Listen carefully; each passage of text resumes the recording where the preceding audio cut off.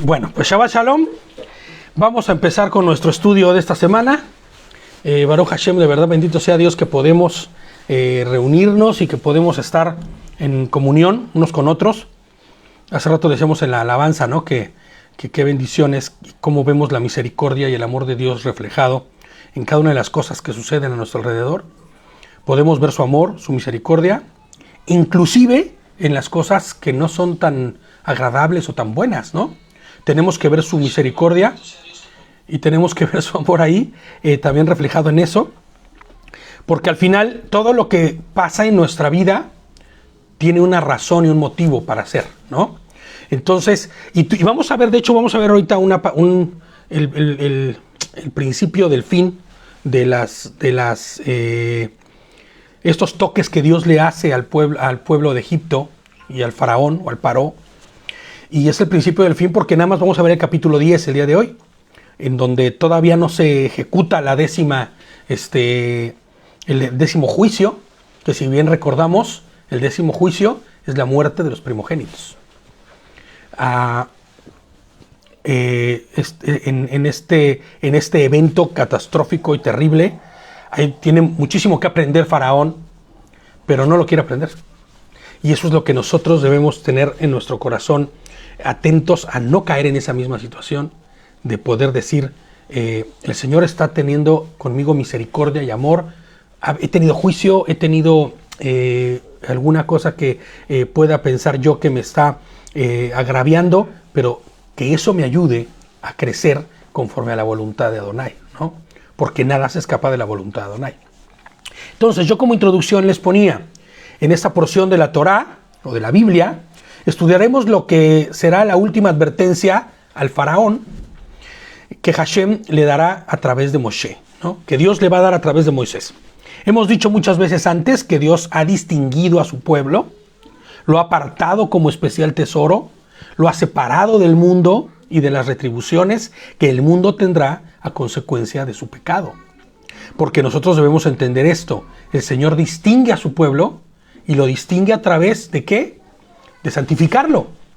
¿Cómo es que lo santifica? A través de su Torá. La Torá no es otra cosa más que las instrucciones, lo que está implícito en la Biblia, ¿no? Específicamente en los 5 primeros libros, que sería el Pentateuco que conocemos, ¿no? Entonces, el Señor, a través de su Torá, de sus instrucciones, de sus mandamientos y de cómo ejecutarlos, nos va librando de la retribución que el mundo tendrá por sus actos, por sus obras, por su actuar y su manera de proceder, ¿no? El mundo, recordemos, siempre hemos dicho, ¿no? Egipto es la figura del mundo. Y Egipto era ese lugar donde había idolatría, donde había perversión, donde había todas las cosas que a hoy parecen pues agradables y buenas, pero que son en del mundo y que se separan de la voluntad de Dios y te separan de la voluntad de Dios a la hora de que tú vives conforme a ello, ¿no? Entonces, les pongo yo, es increíble el paralelismo que tiene el Éxodo y los eventos previos a la salida de Egipto con la segunda venida de Cristo, inclusive con la primera, ¿no? Porque recordemos que ¿cuál era la marca que pusieron los hebreos para distinguirse su casa de las casas de los egipcios? ¿Se acuerdan? La sangre del cordero, ¿no? La sangre del cordero, de un cordero sin mancha, perfecto, que tenían que haber observado durante 4 días, ¿no? Que fuera el cordero el mejor, por decirlo así, y que iba a ser sacrificado, y que su sangre era la que iba a cubrir. Casualmente, o nada es casualidad en la Torá, nada es casualidad en la Biblia, sucedió lo mismo con Cristo. Y los dinteles quedaron manchados de sangre, ¿no? Los maderos quedaron manchados de sangre, igual. Entonces, es increíble este paralelismo. Fíjate lo que dice Segunda de Pedro. Segunda de Pedro 3, 10 al 14. Segunda de Pedro, capítulo 3, del 10 al 14, dice: pero el día del Señor llegará como un ladrón en la noche. Ese día los cielos desaparecerán en medio de un gran estruendo y los elementos arderán y serán reducidos a cenizas y la tierra y todo lo que en ella se ha hecho será quemado. Puesto que todo será deshecho, ustedes deben vivir una vida santa y dedicada a Dios y esperar con ansias la venida del Señor. Ese día los cielos serán deshechos por el fuego y los elementos se fundirán por el calor de las llamas. Pero, según sus promesas, nosotros esperamos un cielo nuevo y una tierra nueva, donde reinará su justicia, ¿no? Por eso, amados hermanos, mientras esperan que esto suceda, hagan todo lo posible para que Dios los encuentre en paz, en shalom, intachables e irreprensibles. Fíjate de lo que está hablando Pedro, ¿no? Va a haber una serie de catástrofes, una serie de eventos, una serie de situaciones que harán que el mundo reciba juicio, ¿no? Esta gran tribulación de la que siempre se ha hablado. Pero lejos de lo que se ha pensado y de lo que las doctrinas cristianas han enseñado, que seremos quitados, raptados y llevados al cielo y después otra vez regresados y devueltos, pues no es así. En ningún lado en la Biblia se enseña eso. Se enseña que se vivirá la gran tribulación, pero que seremos resguardados y cuidados tal y como fueron quienes, los israelitas, en medio de las grandes hazañas que Dios hizo, de las grandes muestras de poder que Dios hizo a través de cada uno de los eventos, de los juicios, de estos toques, ¿no? En la traducción, la mejor palabra que se puede encontrar es toque, ¿no? No plaga, porque no todas fueron plagas. Pero, por ejemplo, cuando se convierte el agua en sangre, pues no es una plaga, ¿no? O los granizos que caen del cielo junto con el fuego, pues eso no es una plaga, eso es un toque de parte de Dios, ¿no? Eso es un juicio al final, ¿no? Entonces, y todos ellos, podías tú voltear hacia Gosén, que era donde estaban viviendo ellos, y ahí era como un oasis, no pasaba nada, ¿no? Y ahora vamos a ver también en la muerte de los primogénitos cómo van a ser resguardados y cuidados y cubiertos por Adonai a través de esto que veremos, ¿no? En adelante o más adelante. Pero nosotros tenemos que entender, la sangre del cordero ya se derramó.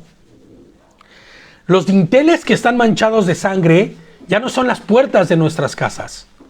Son los dinteles de nuestro corazón los que deberían estar ya manchados de la sangre del cordero, de la muerte de Cristo, ¿no? En el madero. Y por ende, nosotros podemos saber que teniendo ya la marca de su sangre, no sufriremos los agravios de esos tiempos, ¿no? Y si es que lo sufriésemos, sabemos que tenemos una eternidad junto a Él. O sea, el propósito de esta vida no es vivir eternamente. Por eso me da tanta risa cuando veo que están los científicos intentando hacer que el humano viva para siempre, ¿no?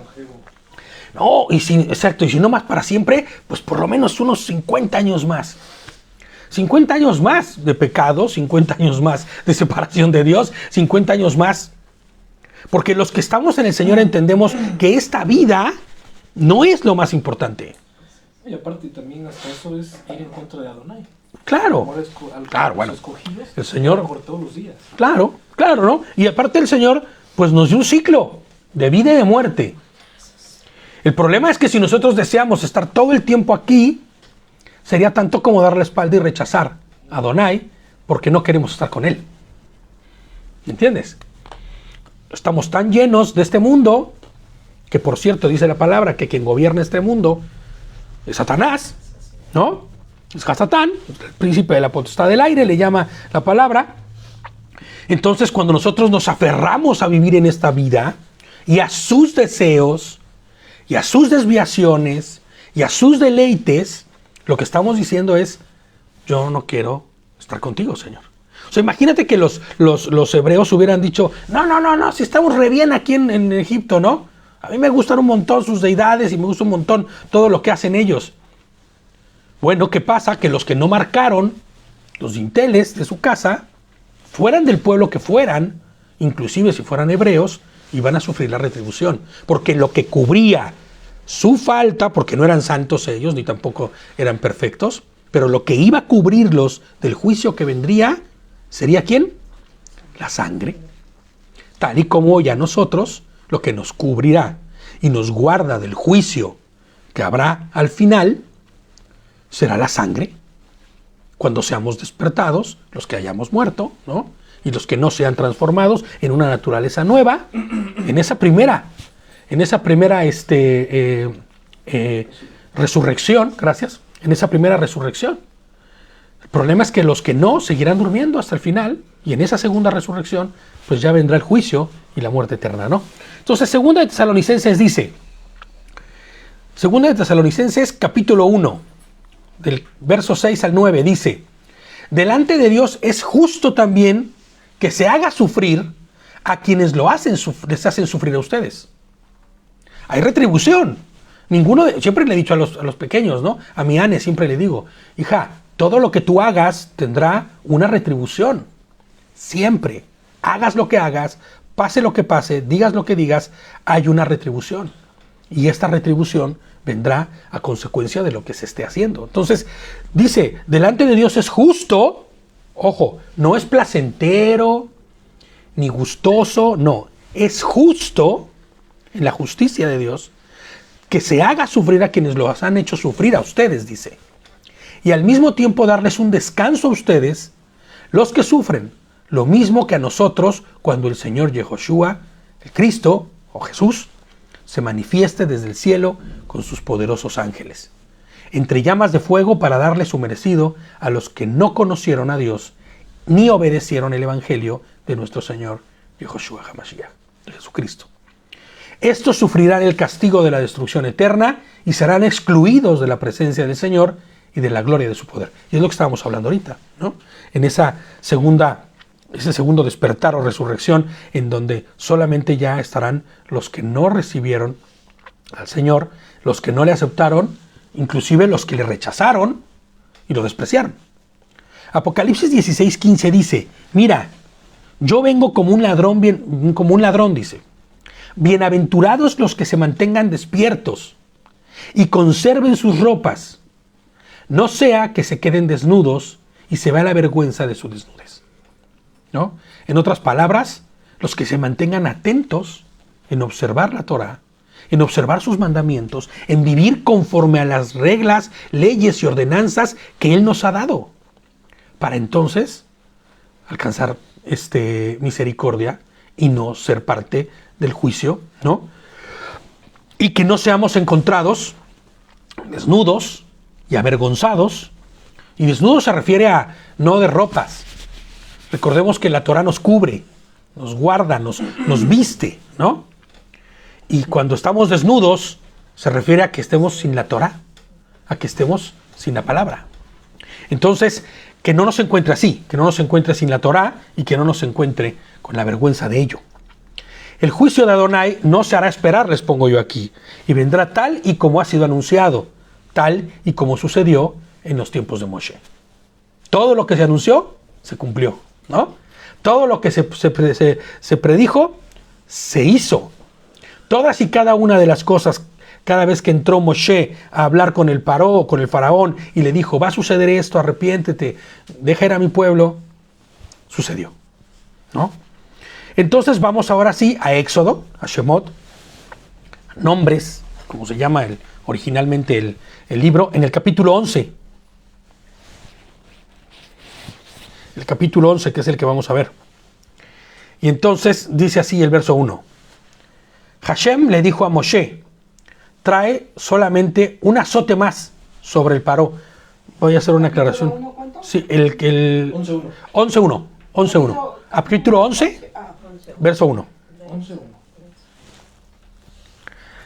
Dice así, Dios le dijo a Moisés, traeré solamente un azote más sobre el Paró y sobre Misraim, sobre Egipto.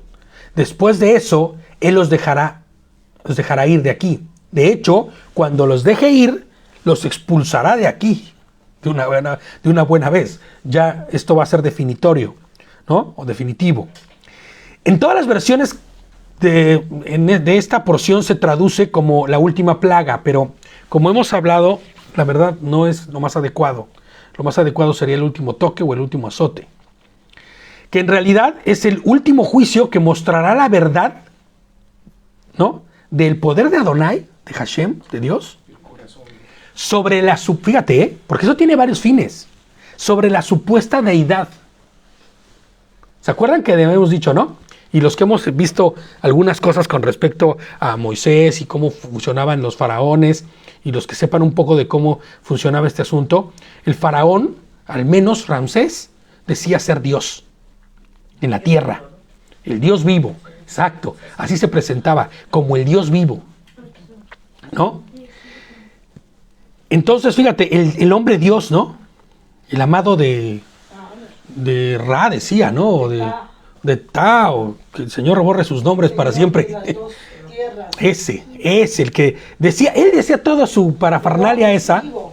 Eso, exactamente. Fíjate nada más cuántas cosas se ponía él a sí mismo, ¿no? El Horus vivo decía, ¿no? Pero fíjate nada más, este toque le va a mostrar que ni es Dios, ni es nada, que es un miserable ser humano como cualquier otro, ¿no?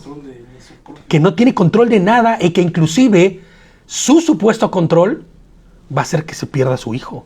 Y no solo su hijo, el hijo de todos los egipcios. Y el ejército y todo. Imagínate, no. Ya posteriormente a esto, hasta el ejército pierde. Para esto tendríamos que voltear hacia atrás y ver un Egipto destruido como de una guerra, porque recibió una metralla del cielo de fuego y hielo. Pero no tenemos que olvidar tampoco que todos estuvieron llenos de zarajas, de unas cosas, úlceras horribles en todo el cuerpo, que estuvieron llenos de piojos, de ranas, que hubieron infecciones, que las langostas se habían comido todo en el campo, que el agua no había podido servir para ni beber ni para el campo. O sea, está destruido Egipto. Los animales muertos, toda la mortandad de los animales. Pero ese sigue declarando el amado, ¿no? De no sé quién y el Dios vivo. Fíjate nada más.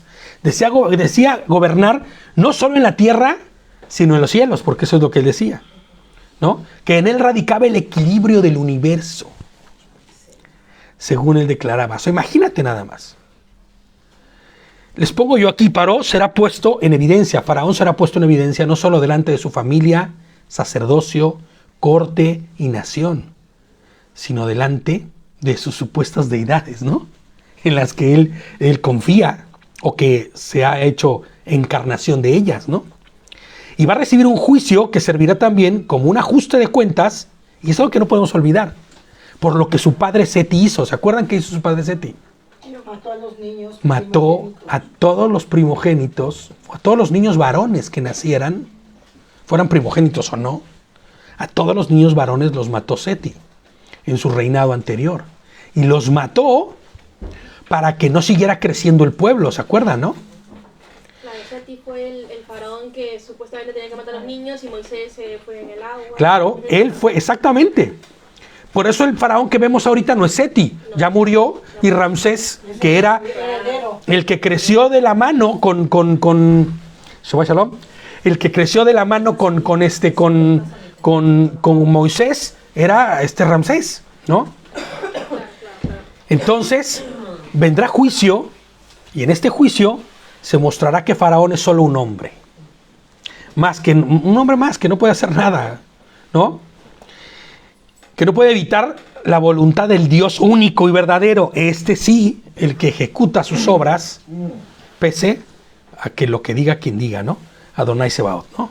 El Dios poderoso. El de los ejércitos, el que su voluntad ejecuta y se hace, ¿no? El verso 2 dice, dile al pueblo que pidan prestado cada hombre de su vecino y cada mujer de la suya objetos de plata y oro. Y hay muchas cositas que ajustar, porque está bien esta parte cuando dice que pidan prestado, por eso es que ocupo mucho esta versión. Normalmente no dice esto de que pidan prestado, solamente que lo pidan. Pero tiene una implicación de esto de pedir prestado, ¿no?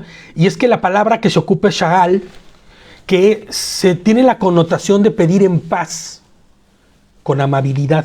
Por eso dice pedir prestado. Porque cuando tú llegas y dices, dame eso, eres un poco impositivo y lo estás pidiendo ya. distinto a que dices, ¿me lo prestas? ¿Me lo podrías dar? ¿No? En un lenguaje mucho más amable. Fíjate, ¿por qué es que Dios no puso en el corazón? Porque pues Dios podría haber dicho eso. Hashem podría haber puesto en el corazón de cada misrita, de cada egipcio, ir a darle sus riquezas. Es más, juntarlo todo y salir corriendo y decir, ya váyanse, llévenselo todo, pero por favor váyanse, ¿no? Ya no podemos más. Para que se fueran de una vez, ya, váyanse, no queremos más, ¿no? Sin que los israelitas tuvieran que pedirlo. ¿Por qué es que no lo hace así?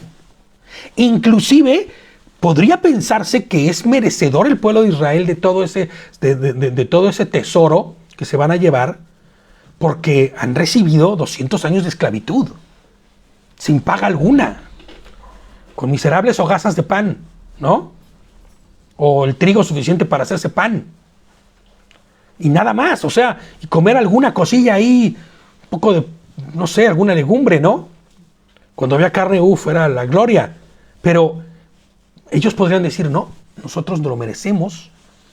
Y por ahí va este asunto del por qué el Señor les obliga o les dice al pueblo de Israel, vayan y pídanlo, pero pídanlo con amabilidad, no porque sea suyo ya, es de ellos, pero se los van a dar ellos. Fíjate lo que dice Deuteronomio, o de Barim, 32:15. Dice, pero Yeshurum, y en todas las versiones donde dice Yeshurum, o en algunas más bien, aparece Israel, o los hijos de Jacob, entre paréntesis, hablando del pueblo de Israel, comió y se llenó, se volvió gordo, ancho y grosero. Él abandonó a Adonai, su hacedor.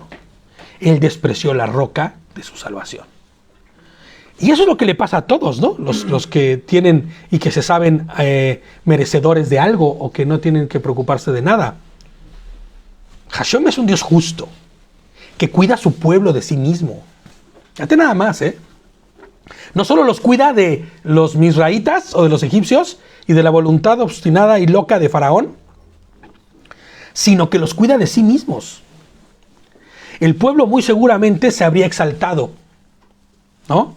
Se habría ensoberbecido como una acción natural que todo el que ha sido reprimido, porque es una acción natural, quien ha sido reprimido, quien ha estado tanto tiempo sobajado, en cuanto tiene oportunidad de estar por encima de y ser quien pida, pues se va para el cielo, se ensoberbece, ¿no? Y Hashem quiere un pueblo que no sea soberbio. Hashem quiere un pueblo humilde, contrito, ¿no? Humillado inclusive delante de él. Fíjate lo que dice Éxodo 3:22. Éxodo 3:22. Fíjate, cada mujer israelita, dice, le pedirá a su vecina y a cualquier otra mujer que vive en su casa objetos de oro y plata y ropa con los que vestiréis a vuestros hijos y a vuestras hijas, así despojaréis vosotros a los egipcios. O sea, sí, van a ser despojados los egipcios, pero ¿de qué manera? ¿De qué forma? Voluntariamente. ¿Por qué método? ¿Por qué método? Exactamente. ¿No? En paz. Voluntariamente. Y voluntariamente, porque ellos van y entregan. Ahora, fíjate nada más lo que son las cosas. ¿Se acuerdan qué sucede con ese tesoro? Pues hacen el...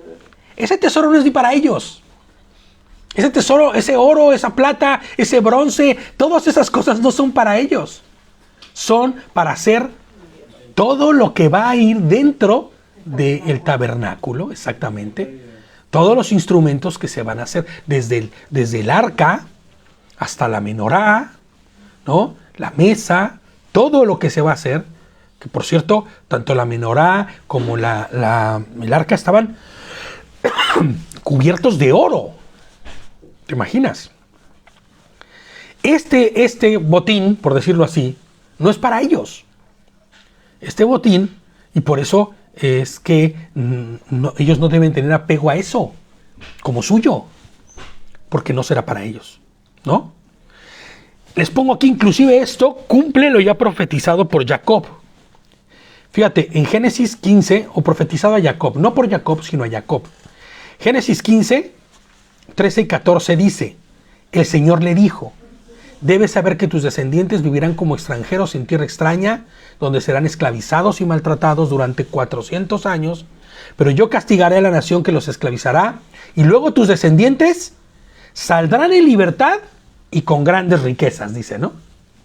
Entonces podemos ver que todo lo que Adonai dice, se cumple, sucede, nada se queda al aire. Por eso cuando leemos cuestiones que están por venir, que no han sucedido, conviene poner atención porque van a suceder. El 3 dice, Hashem dispuso favorablemente a los egipcios o misraítas hacia el pueblo. Además, a Moshe mismo lo estimaban mucho en la tierra de Misraim, los cortesanos del Paró y el pueblo. No sé si seguían amándole después de todas las plagas y después de todos los toques que el Señor les había dado, pero Moshe dijo, así dice Hashem, para la medianoche saldré entre los misraítas. Y les pongo yo aquí como comentario, será un Elohim, un Malach, porque yo estaba leyendo, ¿no? Muchos comentaristas que decían, cuando dice Moshe, yo saldré a medianoche, muchos comentaristas judíos dicen que se está refiriendo a que Dios mismo irá. Pero acuérdense de lo que hemos dicho, un Malach o un Elohim, ¿qué era? El ejecutor de la voluntad de Dios. ¿Me entiendes? El que ejecuta la voluntad de Dios. Y el que ejecuta la voluntad de Dios como si fuera un mensajero, como si fuera un embajador. Cuando llega un embajador a un país, es como si fuera el presidente mismo del país. ¿No? Tienes que decir ahí abajo, ¿no? Por favor. Será un Elohim, un emisario por parte que porta la voluntad de Adonai, el que se manifestará trayendo juicio. Ahora, ¿se acuerdan quién era este portador? Pues el exterminador, ¿no? Es un ángel, el ángel de la muerte, se le denomina, que va a traer muerte sobre todos los primogénitos, ¿no? Y todos los primogénitos varones. Y dice el 5, y cada primogénito del país morirá, desde el primogénito del Paró, que se siente en su trono, hasta el primogénito de la esclava, que está dentro de los molinos, y todos los primogénitos del ganado. Ahora, ¿por qué es que también mueren los primogénitos del ganado? ¿No te parece extraño? ¡Qué locura!, ¿no? Van a morir también los animales primogénitos. ¿Por qué? ¿Habían analizado alguna vez eso? Les pongo yo aquí que es muy interesante el porqué de los animales también muertos como primogénitos. Fíjate, y es que debemos recordar que los misraítas, los egipcios, adoraban figuras de animales. Inclusive mirándolos como sagrados, muchos de los animales. De hecho, el cordero para ellos es un animal sagrado. No podían ellos hacer un sacrificio de un cordero, porque era un animal sagradísimo. Entonces, imagínate ver los primogénitos también de los animales que tú crees que son, ¿cómo se llama? Sagrados, muertos. O sea, se le va a dejar evidencia clara a todo egipcio que sus dioses no existen. Y que el único Dios verdadero es el que está ejecutando este último toque, ¿no? Por esta razón, todo primogénito recibirá juicio cuando pase el exterminador, sea de hombre o de animal, ¿no? El 6 dice, y habrá un fuerte clamor en toda la tierra de Egipto, de Misraim, tal como nunca lo ha habido ni lo habrá jamás. Pero ni un perro le gruñirá a ninguno de los israelitas, ni el hombre, ni a hombre ni a bestia, para que sepan que Hashem hace distinción entre Misraim e Israel. Y esta no es otra cosa más que una expresión coloquial, que quiere decir que no recibirán daño alguno, rasguño, ni el ladrido de un perro, vaya, ¿no? Nada va a infundir ni temor, inclusive, ni miedo a los israelitas. Nada. No solo el daño, sino temor o miedo, nada.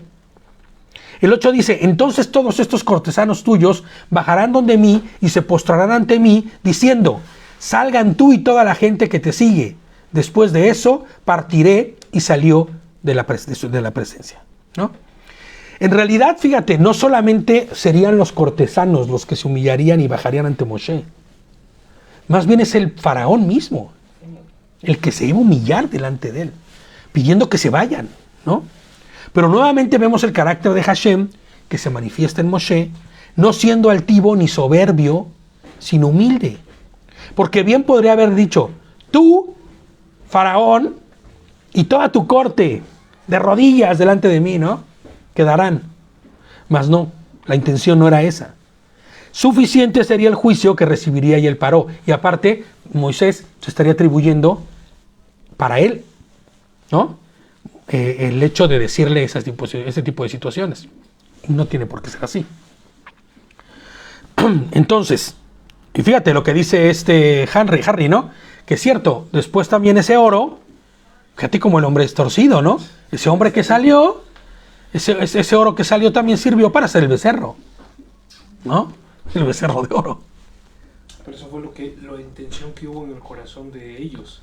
Sí, claro. No la demanda de Adonai para que... Claro, no. El becerro fue una aberración delante de Dios. Una aberración terrible.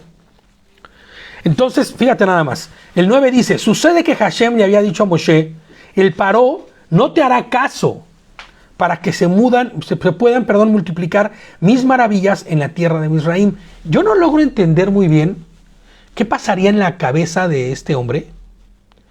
Bueno, sí, es orgullo, soberbia, el poder, ¿no? Tal vez lo enfermó y lo dañó de esa manera. Pero ya después de haber visto todas las cosas ejecutarse, cosas impresionantes que nunca habían visto nadie, inclusive sus brujos o sus magos más prominentes, inclusive muertos tal vez ya, ¿no?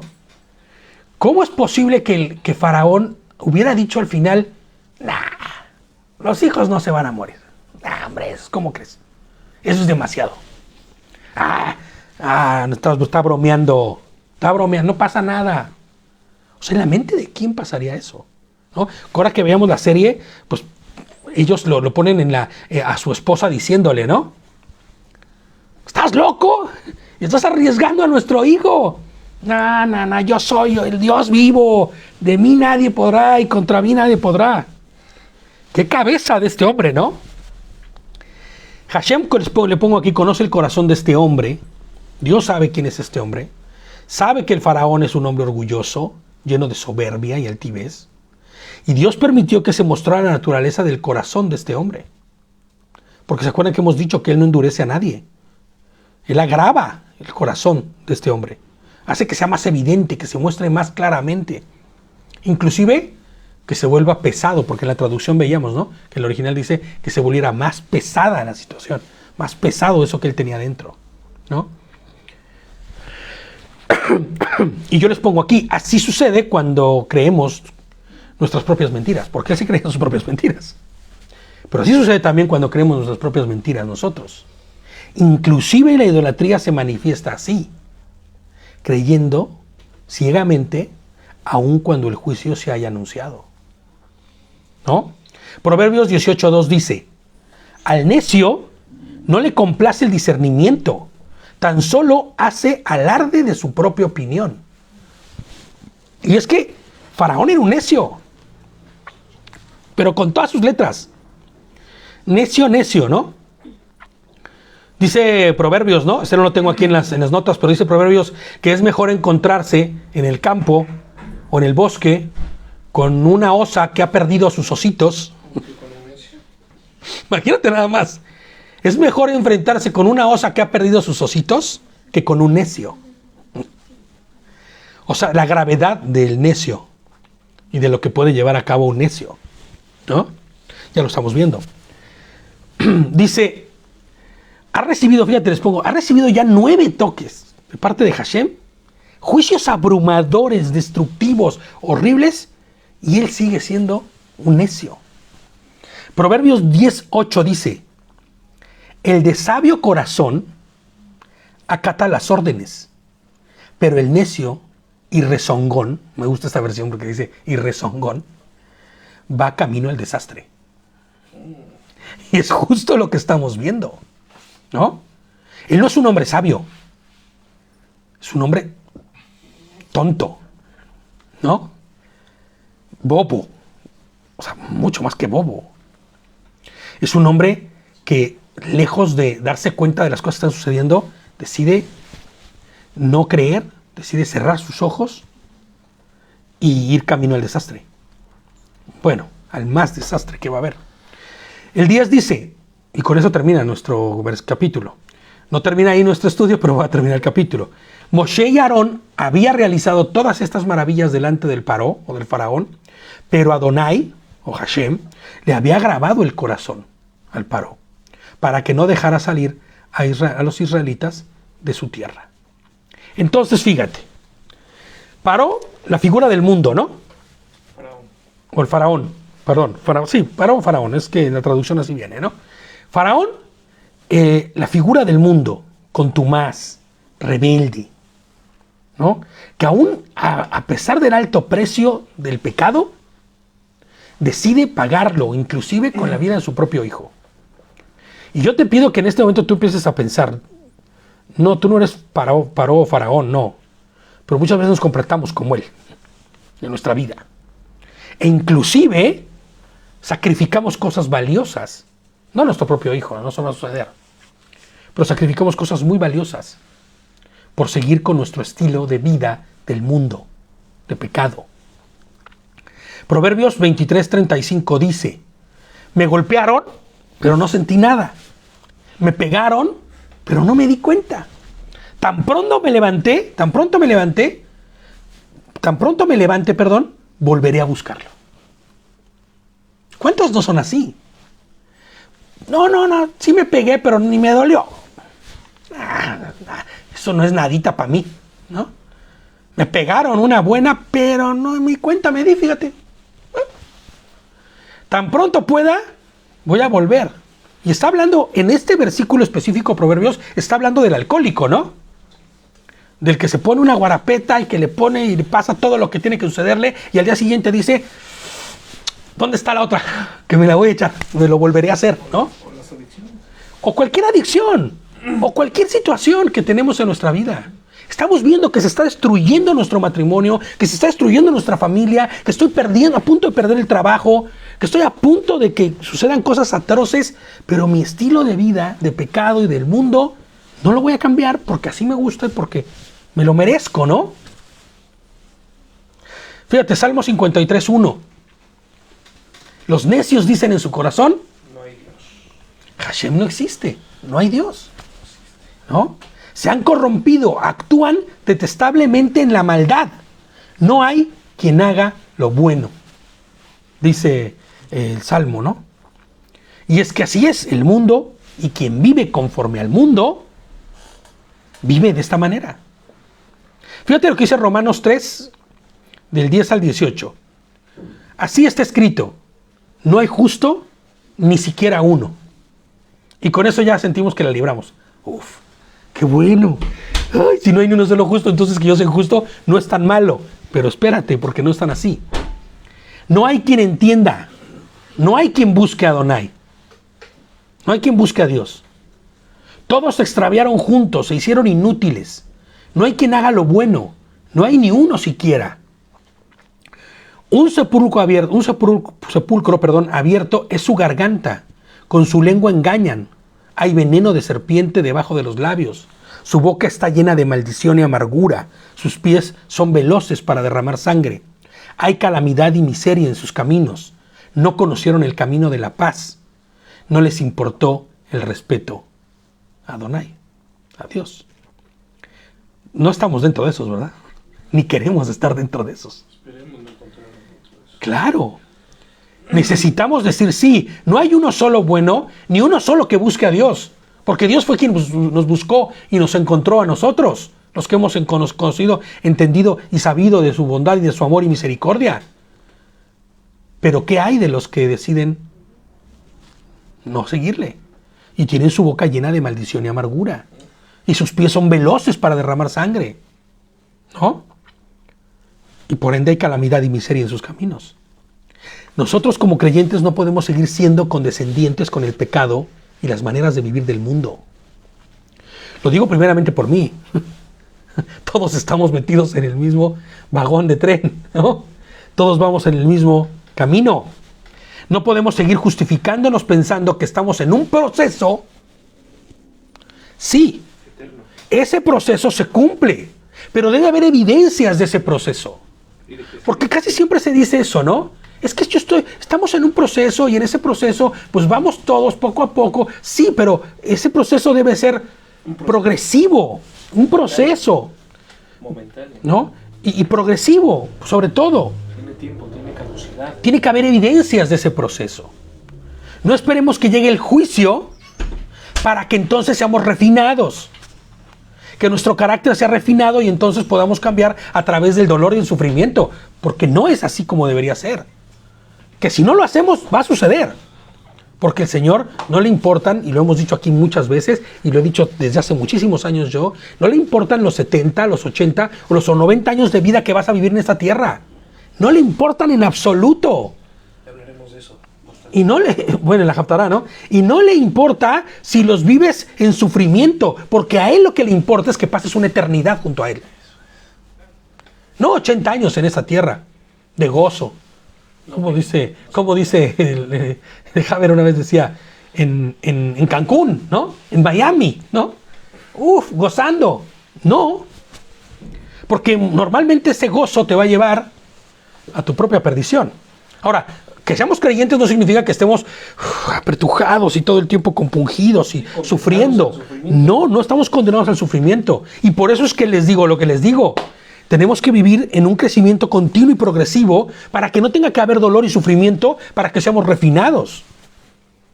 Porque si no es así, el Señor te va a refinar sí o sí. Sí o sí. Y tal vez no sean buenas las formas de ese refinamiento. Acuérdense, la voluntad de Dios es buena, agradable y perfecta, aunque no nos lo parezca. Eso debería decir, como inciso ahí un asterisco, el versículo, ¿no?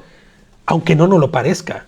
Porque para Dios es bueno, agradable y perfecto que sufras un accidente y que con ese accidente recapacites de tu manera vana de vivir y te acerques a Él. No es agradable y perfecto para nosotros porque estamos sufriendo el daño. Pero si eso va a ser suficiente para que el día en que Él venga te encuentres entre los suyos y tengas una vida eterna, qué distinto es, ¿no? Qué diferente es. Por eso sí se convierte en agradable, perfecta y buena su voluntad. Porque cumple su propósito. ¿Y su propósito cuál era? Dijimos la semana pasada, que nadie se pierda.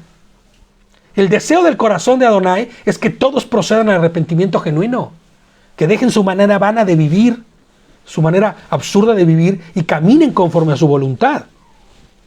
¿No? ¿Para refinar qué? Nuestro carácter, nuestra manera de vivir. Faraón podría haber hecho que estos juicios pararan mucho antes. ¿Están de acuerdo, no? Renunciando a su propio orgullo, a su soberbia, a su idolatría. Pero no, él no decidió eso. Y les pongo yo, hoy nosotros debemos ser humildes delante de Adonai. Reconocer que hemos sido necios y hacer teshuvá, que se acuerdan que era teshuvá, ¿no? Arrepentimiento. Pero no este arrepentimiento que es más un remordimiento de esos de, oh, lo hice mal. No. Teshuvá es arrepentimiento genuino.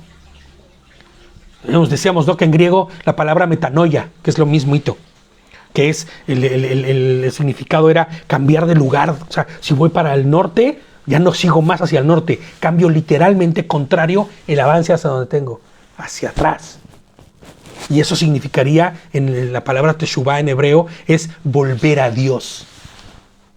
Regresar a Dios de mis pasos, donde me han llevado.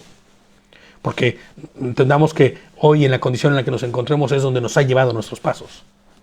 Y volver a Dios, ¿no? Les pongo yo aquí, renunciemos de una vez por todas a seguir siendo alimento de Hasatán.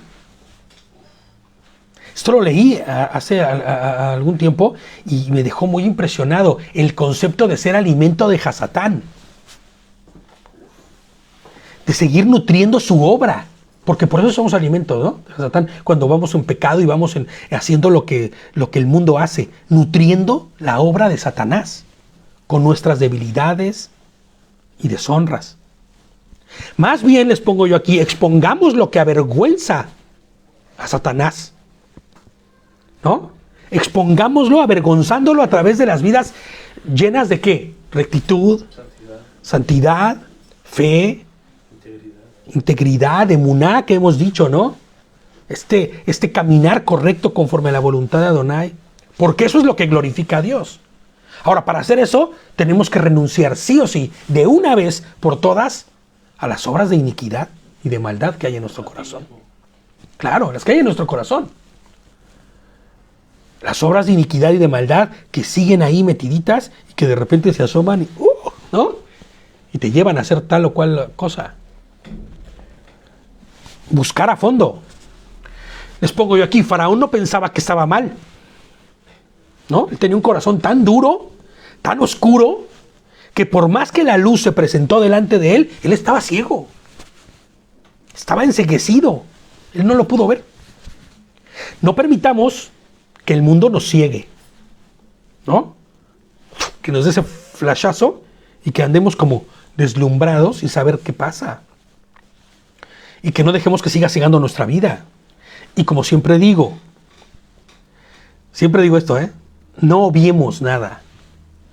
Obviar significa, yo ya soy santo, darlo por hecho, yo ya no estoy dentro de eso, yo estoy caminando, estoy en un proceso. No obvies nada. Ya hice mi promesa, ya hice Sí. ya hice mi oración, Sí, yo ya oré y ya le dije al Señor que Él está en mi corazón, ¿no? en mi vida. No obviemos nada, ¿no? Perdón, me perdí un poquito. No digas, yo no soy de quien Él habla. Eso no me representa. Eso no es mío, eso no es para mí. Porque el mundo es sutil, y busca camuflarse, en nuestras vidas. Y muchas veces vamos con el pecado camuflado en nuestras vidas. Muchas veces el pecado hasta se viste de ¿cómo se llama? De misericordia, de bondad, y no es así. No, el mundo es sutil. Nuestro Señor murió en la cruz para perdonar nuestros pecados y ser aptos para la salvación. Pero yo les pregunto, ¿el que siga pecando deliberadamente estará con Mashiach en su reino?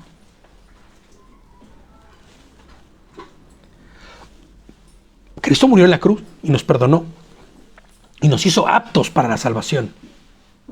Pero qué ridículo se vería el que dice ser salvo y sigue haciendo la voluntad de su carne y no la voluntad de Adonai.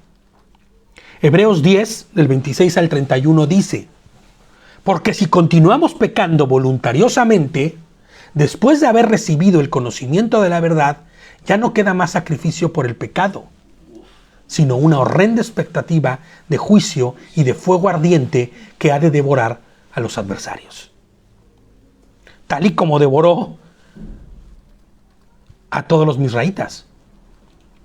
Cuando cualquiera que desecha la Torá o los mandamientos de Dios, por decirlo así, la Torá de Moshe muere sin compasión por el testimonio de 2 o 3 testigos, dice, ¿no? ¿Cuánto mayor castigo piensan que merecerá el que haya pisoteado al Hijo de Dios? Su sangre. Y haya considerado de poca importancia la sangre del pacto por la cual quedó santificado y haya insultado al Espíritu de gracia. ¿Te das cuenta? Porque conocemos al que ha dicho: mía es la venganza, yo daré la retribución. Y otra vez, Hashem juzgará a su pueblo, Dios juzgará a su pueblo. Y al final, fíjate cómo termina, Horrenda cosa es caer en las manos del Dios vivo. El único Dios vivo. Del único Dios vivo, exactamente. Vamos a terminar ya. Ya, les prometo que ya Efesios 5, del 1 al 17, es donde vamos a terminar. ¿Ok? Por tanto, de lo que estamos hablando, por tanto, sean imitadores de Dios, como hijos amados, y anden en amor como Mashiach, o como Cristo también nos amó, y se entregó a sí mismo por nosotros, como ofrenda y sacrificio en olor fragante a Dios. Pero la inmoralidad sexual y toda la impureza o avaricia no se nombre más entre ustedes, como corresponde a los consagrados. Ni tampoco la conducta indecente, ni tonterías, ni bromas groseras, cosas que no son apropiadas, sino más bien acciones de gracias. Porque esto ustedes lo saben muy bien, que ningún fornicario, ni impuro, ni avaro, el cual es idólatra, tiene herencia en el reino de Jesucristo. Nadie los engañe con vanas palabras, porque a causa de estas cosas viene la ira de Adonai, la ira de Dios, sobre los hijos de desobediencia. Por eso, no sean partícipes con ellos, porque si bien en otro tiempo ustedes eran tinieblas, ahora son luz en el Señor. Anden como hijos de luz, pues el fruto de la luz consiste en toda bondad, justicia y verdad. Aprueben lo que es agradable a Hashem o a Dios, y no tengan ninguna participación en las infructuosas obras de las tinieblas, sino más bien denúncienlas, porque da vergüenza aún mencionar lo que ellos hacen en secreto, dice. Pero cuando se denuncian todas las cosas, quedan puestas en evidencia por la luz, pues lo que hace que todo sea visible es la luz. Por eso dice: despiértate, tú que duermes, y levántate de entre los muertos, y te alumbrará Cristo, Mashiach. Así que miren con cuidado cómo se comportan, no como imprudentes, sino como prudentes, aprovechando el tiempo, porque los días son malos, y lo vemos claramente afuera, ¿no? Por tanto, no sean insensatos, sino comprendan cuál es la voluntad de Adonai, de Dios. Amén. Amén. Pues vamos a parar ahí. Vamos a dejar el estudio de hoy por ahí. Shabbat Shalom a todos, que no saludé al principio, ¿verdad? A los que están lejos. Saludos a todos los hermanos que están conectando o que se han conectado desde lejos. Es bueno saber que ya están sanos los que estaban enfermos, ¿no? Tanto Miguel, que está en Chile, como el Javier Eric también, como Gerardo, que también estaba malo. Ya están en casa, ya están bien. Bueno, algunos no que estuvieron hospitalizados, pero el Javier Eric sí estuvo hospitalizado, ¿no?